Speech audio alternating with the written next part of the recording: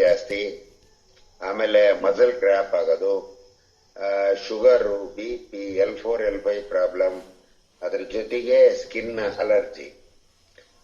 ಇದು ಶುಗರ್ ಸುಮಾರು 10-11 ವರ್ಷ ನನಗೆ ಬಂದು ಡಾಕ್ಟರ್ ಹತ್ರ ಹೋದ್ರೆ ಡೋಸ್ ಜಾಸ್ತಿ ಮಾಡ್ಕೊಂಡಲ್ಲೇ ಹೋದ್ರೆ ಹೊರತು ಕಡಿಮೆ ಆಗೋ ಪೊಸಿಷನ್ ಕಾಣ್ಲಿಲ್ಲ.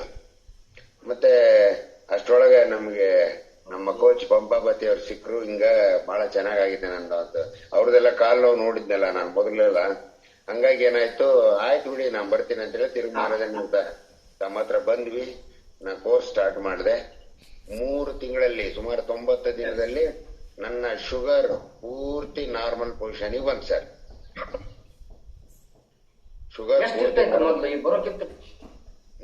ಸರ್ ನನಗೆ ಶುಗರ್ ಇದ್ದಿದ್ದು 170, 180 ಬಿಫೋರ್, ಅಂದ್ರೆ ಊಟಕ್ಕಿಂತ ಮುಂಚೆ 230, 240 ಊಟ ಆದ್ಮೇಲೆ. ಅದ್ರ ಜೊತೆಗೆ ನಂದು HbA1c ಏನಿದೆ 11.8 ಇತ್ತು ಸರ್. ಮ್ಯಾಕ್ಸಿಮಮ್ ಲೆವೆಲ್ 12 ಅದು 11.8 ಇತ್ತು. ಅದನ್ನ ನೋಡಿ ಡಾಕ್ಟರ್ ಏನ್ ಮಾಡಿದ್ರು, ಏನೋ ಒಂದ್ ಸ್ವಲ್ಪ ಕಿಡ್ನಿ ಟೆಸ್ಟ್ ಮಾಡಿಸ್ಬಿಡೋಣ, ಯಾಕೋ ನನಗೆ 11 ಕ್ರಿಯೇಟಿನೈನ್ ಜಾಸ್ತಿ ಆಗಿದೆ ನೋಡ್ರಿ ಅಂತ ಅಂದ್ರು. ಬಟ್ ಅದೇ ಟೈಮ್ಗೆ ನನ್ನ ಇದು ಬರೋದಕ್ಕೂ ಅವ್ರ ಮಿಸ್ಸಸ್ಸೇ ಮಾಡಿದ್ರು. ಡಾಕ್ಟ್ರು ಅಲ್ಲಿಗೆ ಬಂದ್ರು. ಇಬ್ರು ಕೂಡಿ ಚೆಕ್ ಮಾಡಿ ನೋಡಿದ್ರೆ ಪೂರ್ತಿ ನಾರ್ಮಲ್ ಅದ, ಕಿಡ್ನಿ ಏನು ಪ್ರಾಬ್ಲಮ್ ಇಲ್ಲ ಅಂತ ಹೇಳಿದ್ರೆ ನಮಗೂ ಸ್ವಲ್ಪ ಖುಷಿ ಆಯ್ತು.